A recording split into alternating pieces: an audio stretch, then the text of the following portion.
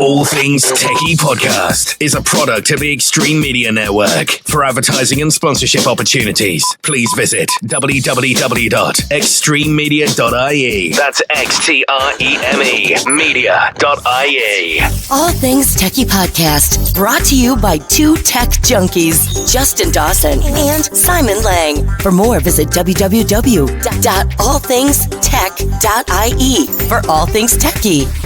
Mark, what we're going to do is I've been doing a series on All Things TechIE about how people have got involved in the audiovisual world, and I think you have the most interesting background that I've heard.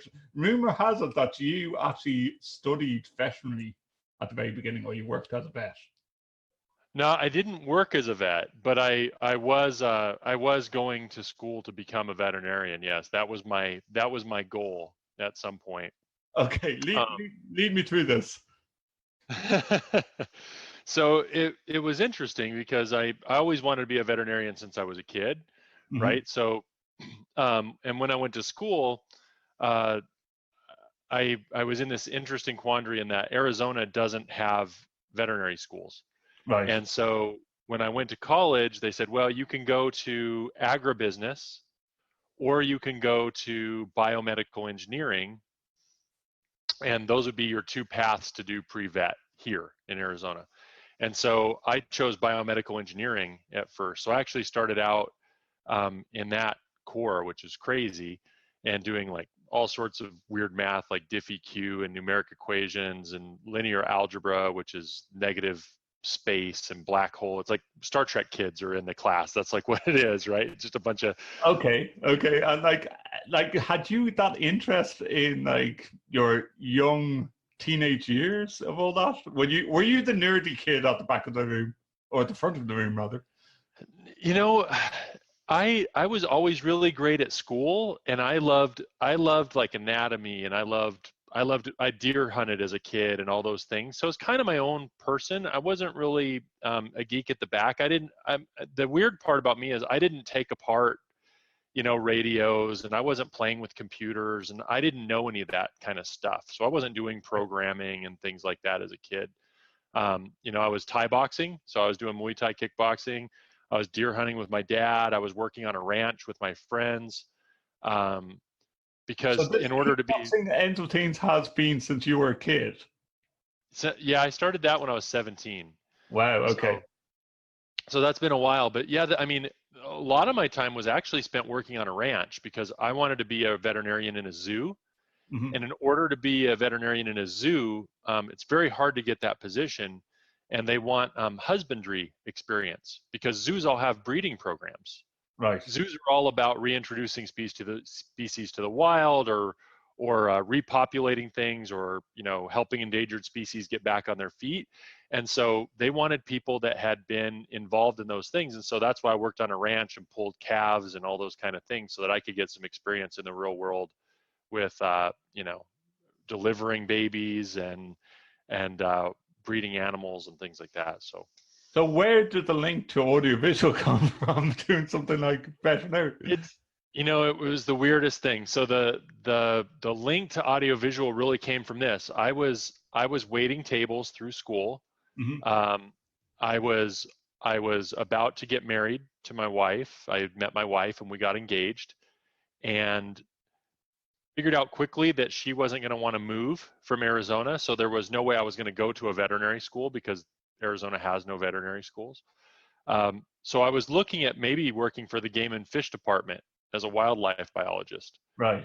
I was looking at that real heavy, and I needed to get married. I was getting married, and I had to double down on work. I doubled down on work. We got married, and then I felt like I needed to get a real job because I was waiting tables. Wait, hold on a minute. Did Mark Coxon just say that audiovisual is a real job? My first real job, I say, was IBM, actually. Okay, So IBM. I went to a job fair, and some guy at a company that ran IBM Direct thought for some reason that waiting tables was good experience for selling computers to IT managers. And And I so don't see the connection there, but go on. Yeah. I don't either. So I was good with people and I was smart enough to learn the tech. And so I started at IBM and I was selling, I had to make 65 outbound calls a day to IT managers, cold calling them about their computers and their servers. Oh, wow.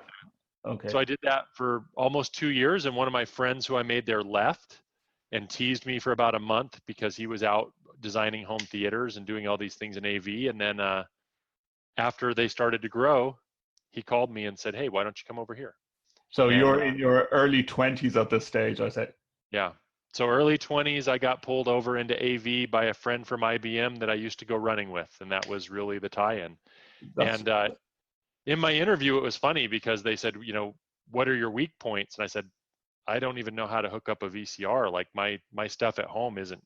And in fact, after about my first week, 2 weeks in AV, after I started learning some stuff, my wife came home from work. She's like, "What are you doing?" Because I had the entertainment center upside down, and I'm like, "None of this stuff is fixed up right at all." So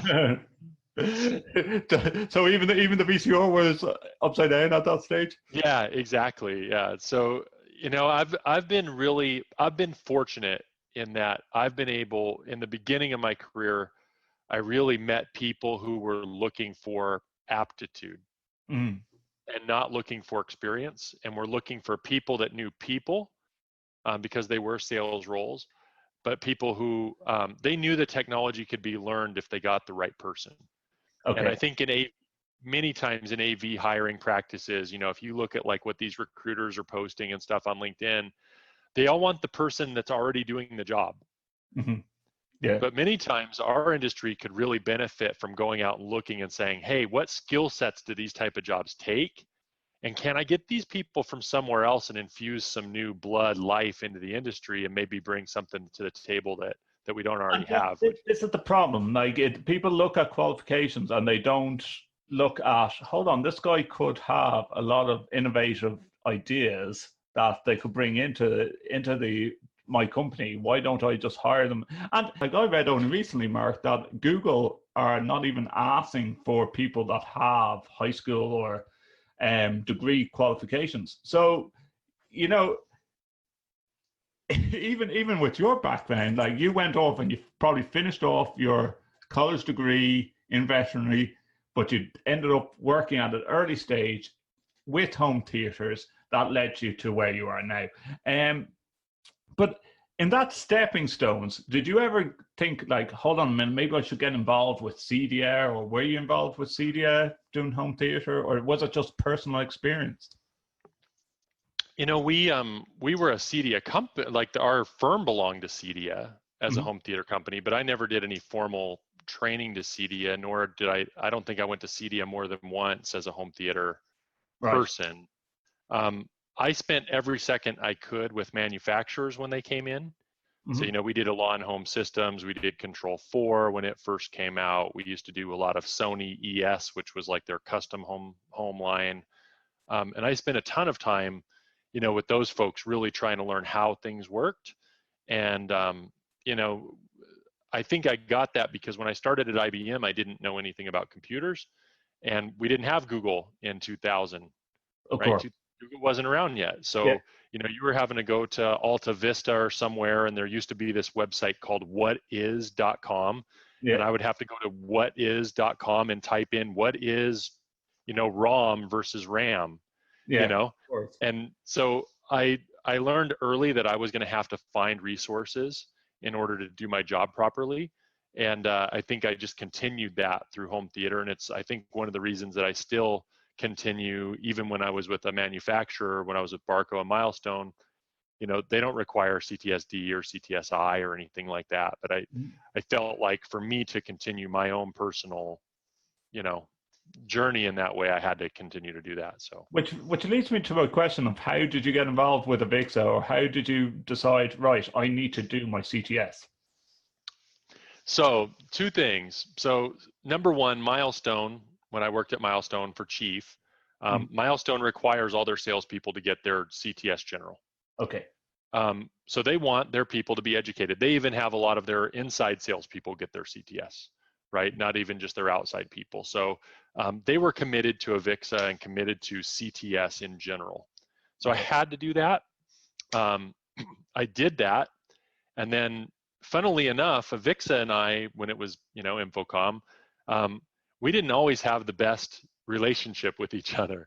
I wrote a couple things about how CTS was wasn't like a driver's license because there was no guarantee of performance. It couldn't be revoked, that they needed to institute some type of quality check. And I didn't make a lot of friends in the beginning by criticizing what I thought could be better about CTS. I think maybe I was misunderstood, that I wasn't saying it wasn't valuable, but that we could do so much more to create visibility and value. Still, and even looking at the standards committees and whatever, there's still room for Avixa and the CTS. Especially in the general, because I always think this doesn't tap into enough of the live events scenarios. Like it actually, where in the book does it teach you like this is a mixing desk? Where in the book does it teach you that this is how you use a video camcorder? Or where does it teach you how to use studio equipment?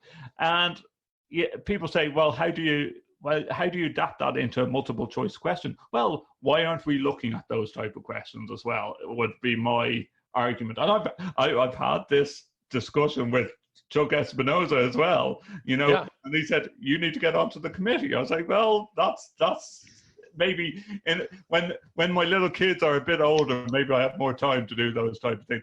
But it is the beginning steps of, at least there's something of an industry standard recognition globally, which is the CTS. And I think that's why it's important to get. Yeah, and I mean, for me, it became, that was kind of the gateway. And then I figured out that there were only 300 people that had the D and the I combined. At the time, I think there were less than 300. And so I said, why wouldn't I want to be one of a select 300 people in the world? And that's sort of what led me to do my CTS. Why wouldn't I want to be one of 8 in Ireland that have the CTS? But do you find that at times, you mentioned that some companies don't recognize the CTS in its entirety? Like, even rewinding a bit, you talk about home theater and CDA, and you didn't see the importance. Like, I've looked at CDA and I've looked at the idea of home theater. On an American front, I think home theaters are much more requested than probably what's in the European region. Or have you noticed that? Oh yeah, I mean, I worked for a company called iWired, and we did all of the work for D.R. Horton, Toll Brothers, and Shea Homes, which are 3 major big home builders here. And so at the peak, before the economy crashed in 2007, in Arizona and the Phoenix area were building 63,000 new homes a year in Phoenix.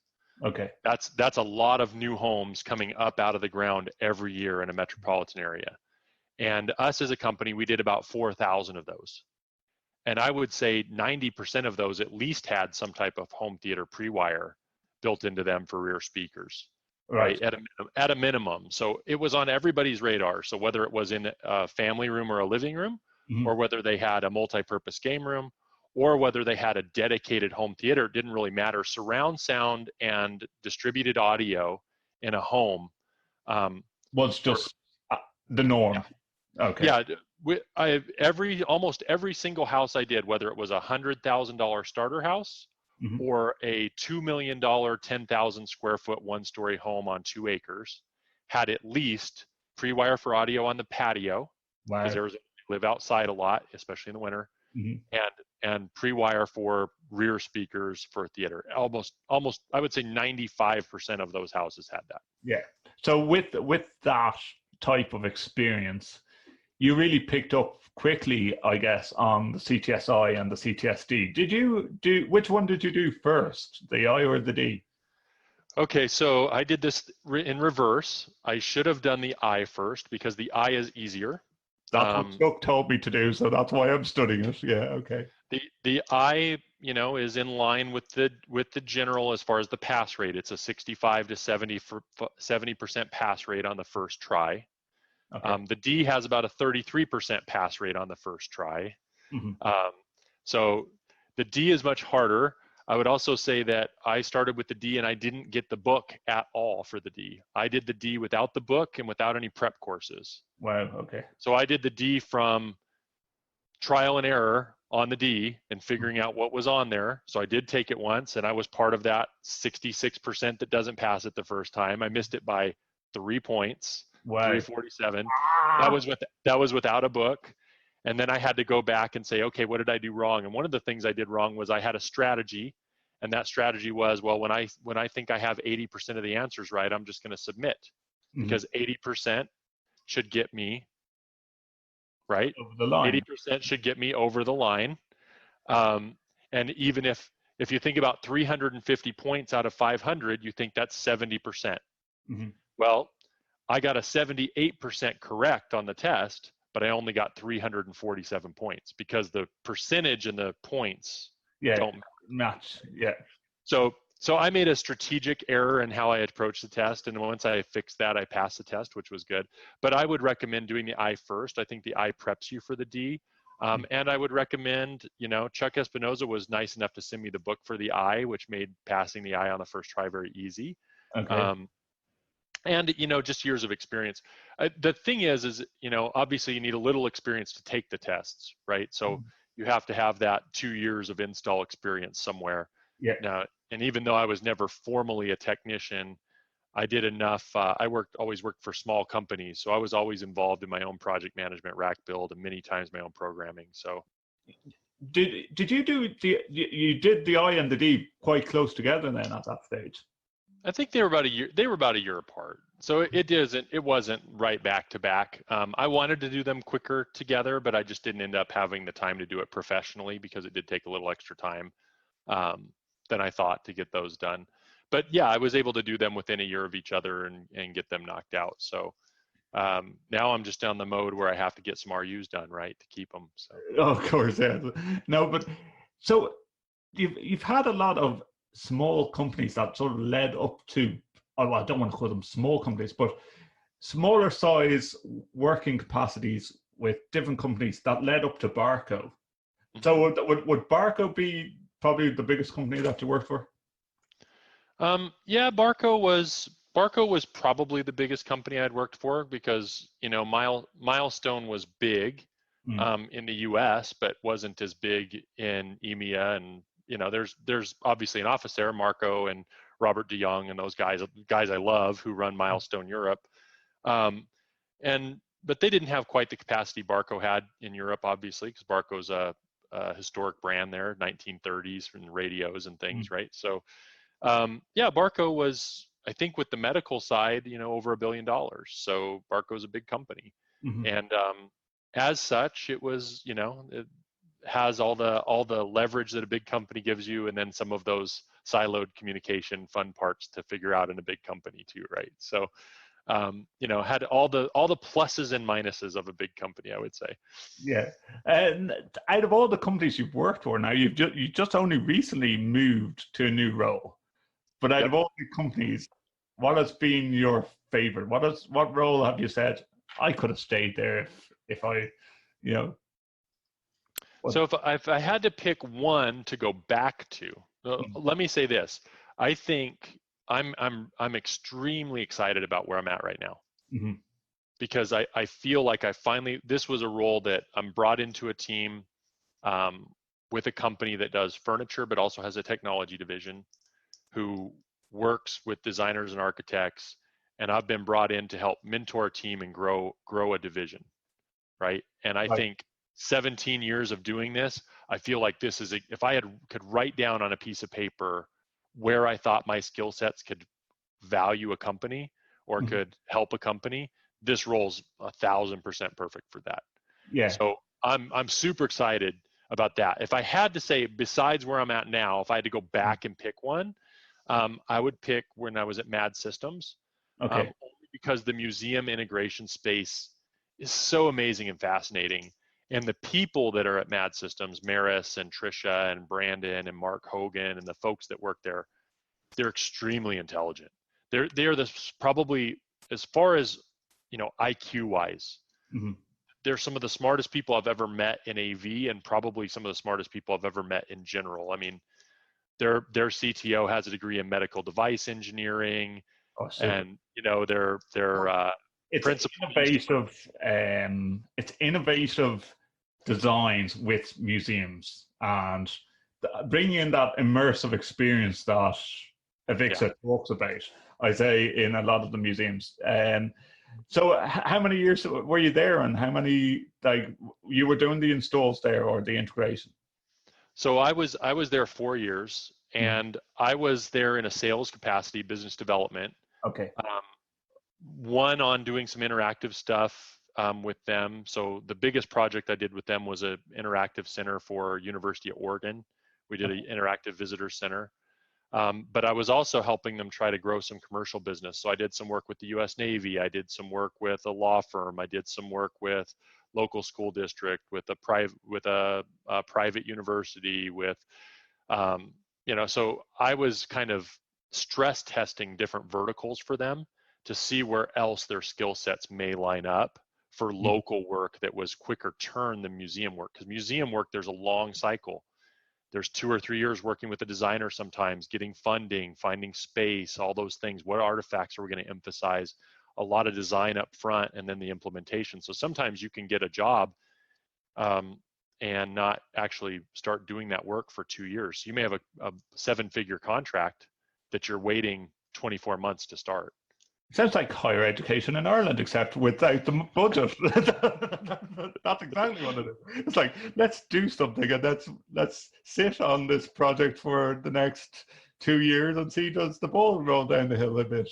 But it was amazing, and they're super smart people. So I learned a ton, just in general being there, and if I had to pick one to go back to, it'd be that one. So describe your new role then to me, Mark. Like some people say, I've looked at it and I've read the articles that were released when yourself and then Chris moves on the 1st of April, and everyone's like, no, this is an April Fool's joke. What's going on? The 2 guys that were working with Barco have moved on, and everyone on the AV tweet community was wondering, is this a bit of a joke, or are they just saying that this too? So describe the new role for yourself. So the funny part is, what behind the scenes nobody knows is Chris and I gave our notice on the same morning at Barco. So that was probably an interesting. We announced a week.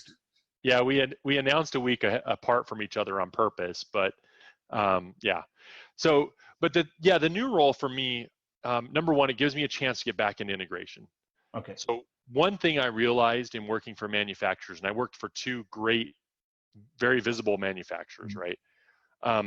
I was getting farther and farther from the end customer. Yeah. So at Milestone, I worked with the integrator worked with the customer. At Barco, we also had rep firms. So I worked with a rep firm who worked with the integrator who worked with the end customer. Okay. And then we know the end customer may be the IT person. So that might not even be the end user, right? So I'm at least 4 steps, maybe 5 steps away from the person who I actually need to impact as an AV professional. And I needed to get closer, to that person, because that's when I was happy. Like I want to know, what are we trying to do? How are we doing it? And how are we doing it in a way that adds value in a way different than everybody else would? So number one, that was good. So my job with this company, the great thing is the company has had success. So I'm not some knight in shining armor coming in here showing anybody how to do anything. They've been doing this well for 3 years. The first couple of years they did it okay. The last 3 years they've done it amazingly well and built repeat customers. And they're really looking for a way to scale, a way to think about how they do that in a smart way, and in a way that we build up salespeople and bring in and train new talent to have early stage business conversations with customers. Right. Not how many TVs do you want for digital signage in your room, Which is the sales pitch. Yeah. Exactly. But how are you communicating with employees? What are your biggest challenges for, enforcing safety on a factory floor or whatever that is? And then maybe there's a technology solution that mirrors that. Mm-hmm. But we really want to be having conversations with our design community. We have a huge design community because we do furniture, our architecture community, and our customers, to be figuring out how we continue to add value. Because I think you and I both know technology is getting easier and easier and easier to install. Mm-hmm. Even flat panels now, if you get an OLED flat panel that weighs 15 pounds, that you could put a magnet on the wall. Exactly, a magnet. Yeah. And you don't have to worry about ADA envelope clearance. You don't have to worry about coordinating a niche because the thing's 2 inches, it's an inch deep or a half inch deep. You don't have to worry about seismic requirements in California because it's not heavy enough to worry about dropping on somebody's head. Yeah. All sorts of things that integrators used to solve for, that as technology changes, we're not solving for those. No. So what are we solving for now? And those are the kind of conversations I like to have with people. What are the problems in the office with communication? How are you making sure that people who work from home, which is now maybe half of your workforce, have the right equipment, resources, and setup at home in order to have a productive meeting with the people in the office? So right. maybe that looks like a hybrid where you're doing home offices for people, right, with VTC, and setting those up in a way that everything's configured properly, and doing QoS on their modems and all those things, so we don't get my pixelated face that you and I have right here at my house, right? So those are all the things that I think we're going to see our companies kind of morph towards in the future. And that's the exciting part for me, is coming to a place. I've always said I want a seat at the strategy table. Yeah. Like, I think I understand this industry. I know I understand people. I want to have a seat in a way, not for ego.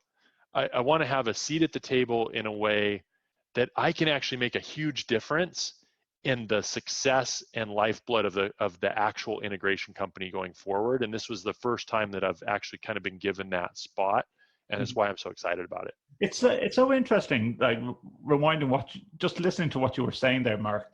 It sounds in America, and I've had this conversation with my co-host Simon that couldn't join us today, but it seems that over in America, you have more steps up the ladder. And I've even said this to Chuck before, over a few points, because that's the way we roll with AV. But over a few drinks, I said there's more steps in the ladder between the integrator and the end user. Whereas I see in the jobs that and the services that I've provided of audiovisual support, yeah, we might hire in a third-party installer and we might have a project going on. But I think that in the roles that I've always had, I've been also dealing with the end user. It seems that over in America, you can have this big separation between end user and integrator. Yeah, it's a huge problem, honestly. So what happens, I mean, you've talked to Chuck about it. I mean, what happens here, most integrators they're chasing a set of construction documents, really. So what happens is the first time they hear about something, maybe they're looking at permits, maybe they're looking, like a lot of people use something out here called Dodge reports. It tells you when people pull permits for buildings. Okay. Once somebody has pulled a permit to build a building, they already have the plans, because they have to submit the plans in order to get the permit to build what they want. Right. And if they've already developed the plans, they've already had a conversation about what they're solving for in the new space. Right. So if you're chasing permits, or you're chasing one of these construction reports, what happens is you end up calling a general contractor who's most likely not even got the job yet, or a prime contractor, I think you guys call it, right? Right. We're chasing the guy building the building. There's a section 16 here that says audiovisual equipment, and somebody has written that from the company that built this building. But I'm not idea of audiovisual. Yep. And so what we're doing is we're giving a number on some equipment that's been predetermined to a general contractor who most of the time doesn't even know the difference between any of the stuff on the list. And he's getting 3 bids from 3 people like us as integrators. and he's trying to win the job himself. So he goes with his lowest bidder, thinking everything's equal, adds them into his project, and then hopefully he gets the job and goes forward with that. And so you're bidding a spec that you have no idea why it exists. You're bidding with a contractor whose sole motivation is still to win the job. Yes, he wants to perform it right, but he has to win it first, right? And you haven't talked to anybody who's actually going to use anything that you've done. Yeah, and it's craziness. It is, and it sounds more crazy over on your neck of the waters than it is on our side of the pond, because I at times I hear about projects, and I won't name names of companies, and I won't name the store, but I think that the most favorite thing with audiovisual companies here is there's a lot of audiovisual companies who get the tender, do the job, and walk away from the role, and the support network just disappears. And you see that a lot in different builds here. What is the actual title of your job then, Mark, in your new company? So I'm sales director for the technology division. So my job is create strategy, train salespeople, and grow the business is really what my job is. So would you say it's gone back into the sales pitch end of things, or you're still doing the end user experience? Well, for me, I'm not working with any individual clients. So I'm not doing design, and I'm not doing proposals, and I'm not doing sales, and I'm not doing prospecting. My job is to really create, I guess, the strategy around how we go to market, right? Like, what kind of conversations do we have? What kind of customers are we going after? Who values what we do more than what somebody else does in our space, right? And who are those ideal customer profiles? And if we could pick 20 people within our geographic area to work with that would change our business, who are they? And then my job is to make sure that I just knock down all the barriers that my salespeople have. My salespeople are the heroes, not me, right? Like they have to support the customer, they have to do the job. My job is really to make sure we're asking the right type of questions, we're having the right type of conversations, and we're keeping tabs on everybody, because we all know that out here, at least, one person could change in a company. One of our customers could change their technology manager tomorrow. And you've lost experience. And maybe we've lost the whole contract. Maybe we've lost $3 million worth of work next year because one person changed. Yeah. So what are we doing to mitigate that? Do we know the 7 other people in that division? Does everybody know why John at the company really loves us in case John leaves, right? Like, are we managing all of those things? Because like you said, many times in a project-based world, we think, oh, we've got the punch list, we're done. They'll call us again when they need us. Well, then they never call again. 17 things changed. You weren't there to see it. So we really want to have that proactive relationship with the customer where we are doing the support, we are doing adoption training, we are continually on site and supporting a customer. And then we can watch as that landscape changes within their executives so that we make sure we're maintaining the proper relationships to keep that long-term client and provide value to them. So would most of your work now be in office, or would you be out on the road? So I do both. So, I'm still doing my speaking, I'm still doing my writing, I'm doing my podcasting. That's all great for visibility because, we know that customers, if there are end users out there educating themselves that have AV managers and stuff, they're using the internet, they're using things like this, right? To watch, to learn, to listen to what's going on out in the space. And so for me, that's a big portion so that we have visibility as a company and people say, hey, I've heard that Mark guy from Tangram talk a couple times. He seems like they know what they're doing. Maybe we should invite them to come in and talk to us about technology. I do a lot of ride-alongs with my salespeople. So I love going on tours. I love walking job sites with them. I do that as more of a support, to watch, to coach, to mentor type thing.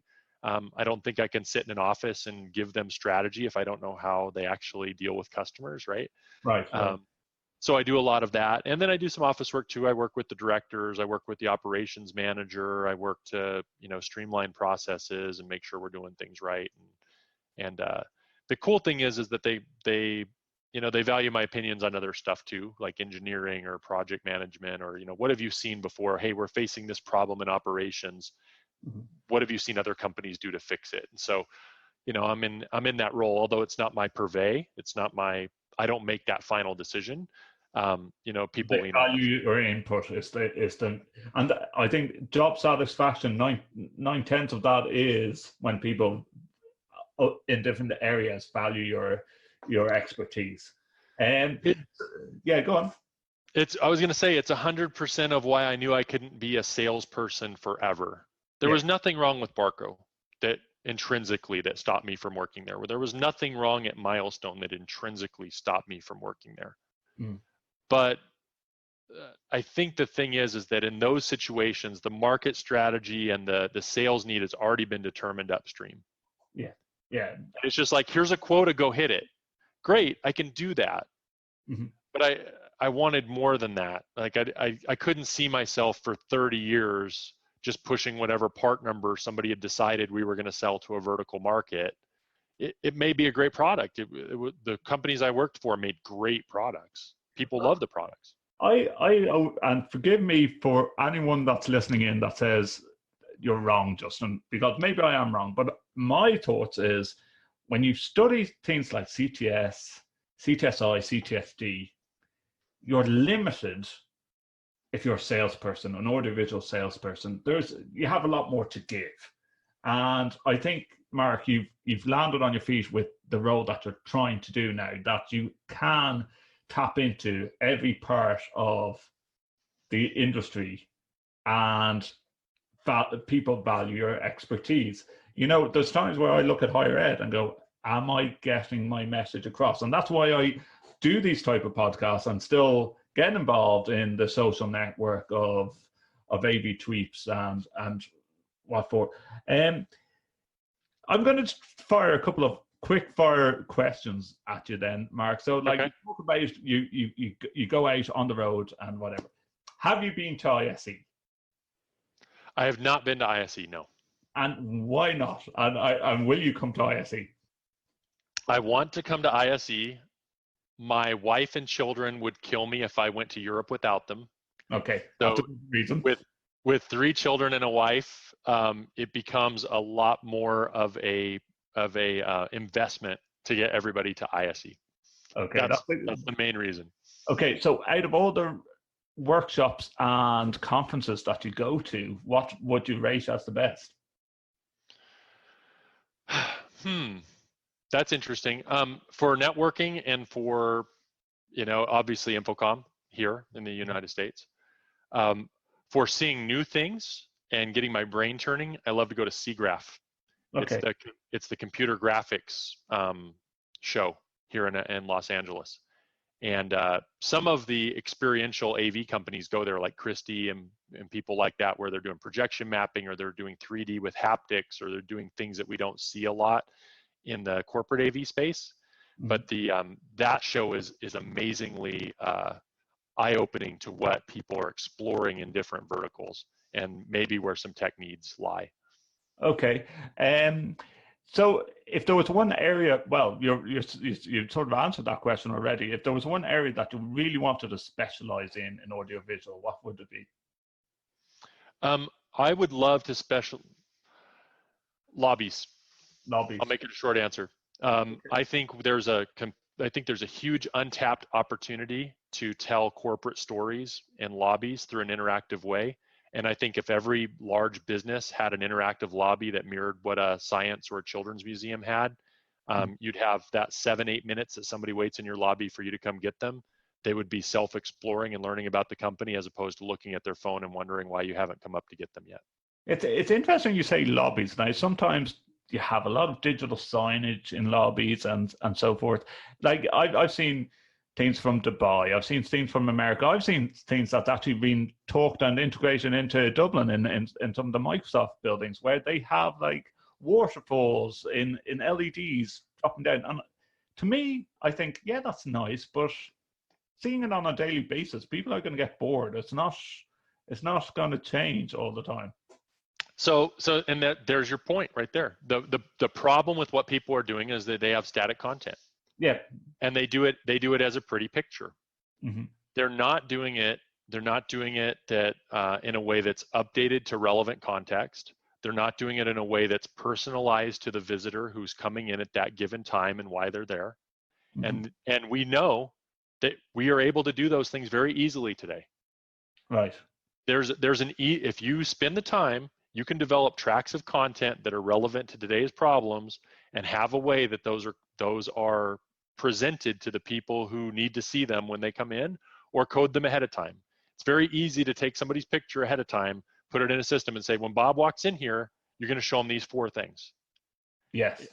It's easy to do. We don't do it. And so this is why I think there's a huge untapped opportunity. We no longer have technology problems, not usually. Most of our problems, most of our limitations in what we do as AV people right now are self-imposed. They're not imposed by technology. They're imposed by us saying, "Oh, I'm not a content company. Oh, I don't do content creation. Oh, I don't do updates. Oh, I don't do managed service. I'm an install and design company, or I'm this, or I'm that." I sell you the black box. Why not? Yeah. Why not have a marketing person on your AV team that sits down with your video editor and sits down with a client and says, not only are we going to build this 9x9 video wall, we're going to create pixel for pixel content, and we want to know the 7 stories you tell your customers, and we'll help you develop what that looks like on this wall so people watch it. Why not have that? Yeah. And it seems that not many companies would actually offer that, if any companies. I think that in the role that you're describing in your new role, you sort of get that opportunity to tap into that market. And it sounds intriguing. When you're on talking about these things, Mark, I just get a hint that the bit of your IT background still comes into play. You're talking about programming and whatever. Now, I always hold on to one of your quotes from way back when you said, IT is eyes and zeros, where AV is all about the immersive experience. And I thought that is a quote for a PhD doctorate, move over Joe Way, you know? But do you think that we're getting swallowed up by IT? I don't know that we're getting, so I've had this discussion back and forth before. As AV becomes more IT centric, I think that IT companies understand the network topology and the security better than we do. Absolutely. And they have a more trusted business relationship with the end user to be responsible for those 2 things. And if we as an industry never catch up to that, we're going to get crushed at some point. Mm-hmm. Because as audio systems self-configure themselves, as we're using beamforming mics and software-based DSP to tune rooms and do those things, yeah, people say, oh, auto-tuning sucks or this. Fine. People thought MP3s sucked. People thought cloud-based video conferencing sucked. Nobody will ever use MP3s. CDs sound way better. Nobody will ever do online streaming. Blu-rays look way better. Nobody's ever going to do Zoom because it's not, it doesn't look like it looks when you use a life-size codec and you have a dedicated network or whatever. Guess what? They were all wrong. Mm-hmm. So when we say they will never, they will. Yeah. They will. Mm-hmm. And at some point, if we don't take that seriously and say, we need to understand the network, we need to understand the security concerns, which we saw with Zoom last week, right? Like the big thing on Zoom and the backdoor and the web. Like, we have to know what our software is doing to people's computers if we're going to install it. We have to know about network security and creating QoS settings and knowing how their network works. I mean, I've met people who did video sharing, right? So you take and I'm not picking on anybody in particular, but you use a wireless sharing device that goes on the network. Mm-hmm. Well, in order for that to share to the screen, that goes through the Wi-Fi access point, goes through the network, comes back to there, and then plays on the screen, right? Right. As a basic. Well, I've had people say, oh, those don't work for us. And it took them figuring out that the customer's network topology pushes all traffic through their server in Illinois first before it comes back to California. Okay. What did you just do to the network switches in Illinois when you decided that you were going to use this wireless screen sharing in a room and you don't understand the network topology about how everything's routed within their network? You Right. crushed everything. You crushed their whole company in a Yeah. second. And you need to know, oh, we need ad hoc here. But we don't know enough to even ask those questions. Yeah. Right? Which is the hard part. So I don't know that we will or won't. I'm not going to predict that because futurists, I loved the Stephen Dubner thing when he did it Infocom, that futurists are always wrong. So I don't want to be a futurist. I don't want to say we will die, but I will say that if we're not smart about knowing that we need to bridge that gap in our own knowledge, that at some point those people are going to displace us. Well, I know I'll give my 2 cents worth of of some of the topics that you just said, and AV won't die. That's in my view, it will never die, because I've had in previous podcasts with Simon that, okay, we're talking about video over IP, audio over IP, right? Digital mixing desks even. But what happens when the network goes down and you have a live event? At least you're the man that knows how to twist the knobs and pull the faders and plug in an XLR and run a mic. See, this is the type of stuff that still will always exist. It always comes down to the basics, what I consider the basics. And you're saying bridge the gap. I think more and more that it's not on the IT end, but more on the audiovisual end, that we are learning more about IT than IT is learning about AV. We could be. Yeah. We could be. I'm just saying it's low-hanging fruit. If I'm a large IT services company and I have a contract with a global company and I'm already their IT service provider and I'm charging them $1 million a year to run their network, and I say, oh, by the way, for an extra 250 grand, we can do your AV for you. How easy is that for them to pick off if the integrator isn't having the right conversations? Of course. Yeah. There's already a trusted business relationship there, and I don't think we can discount that. I agree with you. There will always be a need for our skill set. I've said this before. I think we will see companies start to diverge and specify again, or specialize, as opposed to being an all-in-one shop. I think as the middle of the AV becomes soft and squishy and easy and done over IP and out-of-the-box experiences become easier and good enough, I hate that word, but people say it is, I think we're going to say, okay, so who's the customer that doesn't think that's good enough, and what isn't good enough? Oh, the audio video is not good. Oh, they need just-in-time service for report. They need a 15-minute SLA on a meeting that doesn't go down. Great. So we're going to build a managed services company, or we're going to build an efficient operations company that does rollout of equipment and highly efficient labor for scalable enterprises. Or we're going to build, but you're going to specialize in something. You're going to find that niche, and now you're the ambulance when that thing goes wrong. Like you said, the event goes wrong, you have to know the guy that can come in. Yeah. That can come in and do that. And if you have enough events, you're going to hire that guy yourself. And he's going to be the guy you fly whenever anything big is going on, he's there. He follows the CEO around, and if he's given a keynote, that guy's in the room just in case, right? Or you're going to have a company that has offices all over that can support those just-in-time needs. But you're gonna have to specialize as an AV person and not just say, oh, well, nobody's ever going to figure out audio, so I don't have to change. Of course. What are you talking about? They're going to figure out audio. The other people that I think have a huge entry into that market are the building control people. If you don't think the people that are doing like Johnson Controls and some of those guys that are doing all of the HVAC and the coolers and the boilers and the electrical and the lighting and the building information systems, if you don't think those guys have a good leg into taking your AV business once it gets easy enough for them, that they do too, right? So there are a couple people that are pushing in, but I'm not cynical. I think we have a great role to play. And I'll tell you what, I've said this too. It doesn't mean that you don't have a job. It means you might just work for somebody else. Yes, yeah, of course. If you own a small integration company, you may work for your biggest customer in 10 years instead. Of course, yeah, and that is true. Moving on, Mark. Quick, as I said, quick fire questions. Crestron or Extron, and why? Crestron, only because I can't understand the numbering system for Extron parts. Okay. there's something that Extron has to pick up on. So if for Father's Day or your birthday, tech toy and any limit of budget, what would you go for? Oh God, tech toy for Father's Day or my birthday? Mm-hmm.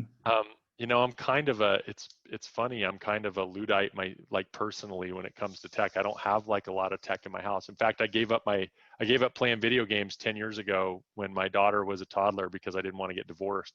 So of the podcast right there. Yeah, for me, life changing, an RFID tag that I can stick on my keychain so I can find my car keys. Wow. Okay. Nice. That's a quick answer. Do you see your daughter or your son going into the audiovisual industry, or would you bar them from going into the audiovisual industry? It's funny you say that. My son is doing digital film right now, and earlier he was using a fidget spinner and spinning it in front of his eyes, and he goes, "I'm taking a movie by taking pictures." And I said, that's how a movie works, right? He goes, "Dad, it's 24 frames a second." I go, "Okay, you got it." So, oh my God, your son is a mini genius. He's 13. He was in digital film last year. He's going to be on the kids news station, and he's thinking about going into some digital film at an art school. So we'll see. Wow. So again, in another world of audiovisual that's just opening up in that end of things. And what do you see your daughter going into? My youngest is going to be, she's heavy on robots. I don't know if you've seen that online. Oh, I've seen that. Yeah. That's my youngest. She's 10. She was in Future Scientists and Engineers of America this year, gave up her Tuesday afternoons to do science projects and build towers and learn about physics and solar cars and all sorts of stuff. And then my oldest daughter wants to be a forensic criminologist. She's in culinary school, but she wants to do crime scene investigation. Well, I have to ask now that we've done the whole family, what does your wife work as? So my wife has a degree in marketing, and she does a lot of promotional events. So she does marketing events and things for like auto shows and things like that. And then in the off season from the auto shows, she does fitness bikini contests. So right now her job is training for a show in Arizona. So, my God, that's some family back. You could retire in a couple of years' time, Mark, is what you're telling me. If you have, I hope so. That'd be good. Yeah. So if someone was to come to you and go, how do I get into the audiovisual industry? And it's a young 17, 18-year-old, what way or path would you be directing them to? Because that's that with your son and video. I honestly, I would tell them to get onto Twitter, to join some groups like AV and the AM, or get on LinkedIn and join AV industry professionals. Have some idea of what they're looking for, and then crowdsource it. Because I really think we're at a point as an industry where if you're a smart young person willing to work hard, I don't think it matters, I don't think color, sex, any of that stuff matters anymore in this world. And I think if you want an open door, if you get into some of those communities where there are like-minded people like that, I really feel like Chris's AV and the AM community. I feel like the audiovisual industry professionals group, there's a couple out there. I feel like those are places where people are hoping to connect people to their next opportunity. And, I look at people that are coming into this industry young and seeing some of the amazing things they're doing. I used to be one of the young faces of AV. Now I'm one of the old faces of AV, right? I'm quickly becoming that old white-haired white guy that everybody complains about. But, I look at people like Haley Klein and Kelly Perkins and Alicia Henley and this guy Ryan Root at STEM Audio, and these are all like 20-something, maybe early 30 professionals who have really made a huge stamp on AV in 5, 6, 7 years in the industry. And what's a common thing that they're all doing? They're all leveraging their network and the human side of AV, because AV people are social people. like a lot of them were in bands, they were roadies, like they like people, they like networking. Like you said, it's over a pint, right? Yeah. Leverage that. I think if you go in and you just say, well, I did all this work, I got this degree, I did this, I did that, and I sent it off to 18 recruiters and nobody could find me a job, it's because you're not doing the work of connecting to the people. Yeah. And I would say connect to the people. The stuff you can learn. You Yeah. really can. You can learn. I still go, how did I beat off Joe Way and Mark Coxon to become AV Professional of the Year? People. You guys knew people, man. I got skunked. In that contest. And I know people pretty well, but but anyways, it's one of those things, man. I really think it's people. It's yeah. And I think if you come in with a humble heart, one of my friends is Michael Bridwell. I don't know if you know him. I've heard of him. He's in data innovations. He used to be at Digital Projection, really great guy. And he's running a team at Data Innovations for commercial audio. But one of his things is humble and hungry. He loves people who are humble and hungry. If you have motivation and ambition and you're willing to say, hey, I don't know, but I'm willing to work hard and I'm willing to do what you tell me to get where I need to go. Oh my God, how many doors does that open for you? You know? And going back to your Infocom answer, Vegas or Orlando, which is better? I like Vegas, but I'm a West Coast guy. I like being an hour from home. Of course. So I'm not a Las Vegas guy either. I don't go to shows. I don't gamble. I'm not a strip club guy. Like I'm none of that stuff that's in Las Vegas typically. So for me, that's not the part. It's not the nightlife. Vegas has better fried chicken. I'll say that. I'm a fried chicken guy. Fried chicken, being an hour from home, not having to travel cross country. The West East Coast trip is a bear, I think. Yeah. You leave at 6 in the morning and you don't get there till 10 at night, I crunched numbers and figured out that if I save up for it, I can do Infocom cheaper than I can do for a week at ISE because it's so expensive for hotels. Like hotels in Vegas is a penny in comparison to the cost of hotels in Amsterdam. So maybe it will change in Barcelona, but I hope in the future to be getting across to Infocom at some stage, because there's a lot of you guys that I talk to on podcasts and AV tweets, and it's like I don't get to meet you guys unless you come over to ISE.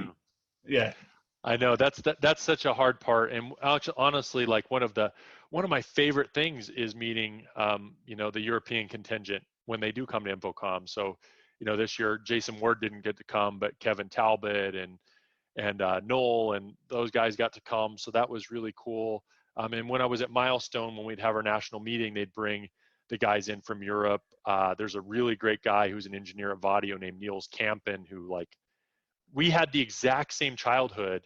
He grew up in the Netherlands and I grew up in the United States. Wow. We bought the same pair of shoes at 16. We had to negotiate with our dad to earn half the money to get Reebok pumps when they first came out. We listened to the same music. We watched the same shows. We were 7,000 miles away from each other and had the exact same life from. So you're trying to figure out now, are you actually twins? Is that what you're talking? Yeah. So I love that stuff, but I love people in general. My grandma, her family came over from Croatia. Wow. And so I love names and people and different cultures. And I probably get some people a little scared because sometimes I'll ask people wow, tell me the history of your name, or tell me where your family came from, and I don't know if they think I have some ulterior motive in knowing it, but I love connecting in that way with people. So yeah, that's great. Well, Mark, I've taken up a lot of your time. The only question I actually, sort of on mic and off mic, what has happened to your podcast? We've had about 2 or 3 videos of you, and I forget the net 3. And the technologists in bars, right? Yeah, I want to do a technologist in bars with you when I come over to America. We have to. And they're coming back. So these are the 2-prong thing of what happened with technologists in bars. I'll be brutally honest about both of them. You drank too much. No. So one is I have one in the can that I taped 2 months ago that I haven't got, or 3 months ago that I haven't put out yet, that I need to put out. The reason I haven't put it out is because Microsoft Surface Book, which is what I have, is not a great Adobe Premiere machine. Okay. And so I was doing my own editing on Technologist and bars, and my machine is not capable of doing it. So I need to upgrade my equipment, number one. Number two, you're telling me you're a Windows person. Is this what you're telling me?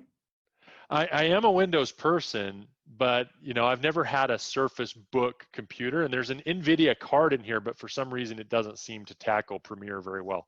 Okay. So everything freezes. Number two, the first 100 days of my new job were actually pretty intensive. Okay. So, getting in, learning a new team, doing those things. The new job took a little bit of priority over trying to figure out how to get my, my Premiere stuff working. And I could have done it at night, but anyways, like I said, it'll be back in the next week or two. You'll see the next one. And then my next goal, I've got 3 more people lined up already. And so you'll start to see those hit in the next couple months. But yeah, it's a great project. It had a great response. Like, people seem to love it. It's a little different than the normal Zoom call stuff, right? Because we're together in a spot. Mm-hmm. So I think it'll continue to be fun, and it'll come back here soon. Right. It sounds great. And then you just need a bar to actually sponsor you in the corner to just have a little studio where you can just drink and talk tech. You know what? I would love that. That would be an amazing, and I have one here local. You might have just sparked an idea. There we go. I done my job. On that note, Mark, thank you so much for joining us. Your Twitter handle, AVPhenom, where did it all originate from? It's self-bravado, which I'm usually against. It's kind of like the Muhammad Ali theory of, if you declare yourself to be great, then eventually you'll become it. So, I always make a joke that anybody who gives themselves their own nickname is a jackass, but that's exactly what I did with that. So, but luckily, nobody's shamed me too much for it yet, so that's good. Well, of course, like between yourself and Chuck Espinoza with Mad Sound Guy, at least it's a lovely Twitter handle. And for you, I think like the phenom comes from the martial arts. I always tie in the martial arts with your audiovisual on that Twitter to get a technology in bars at some stage. That'd be awesome. Hey, thanks, man, for having me. I appreciate it. The All Things TechIE podcast is a product of the Extreme Media Network. For advertising and sponsorship opportunities, please visit www.extrememedia.ie. That's XTREME media.ie.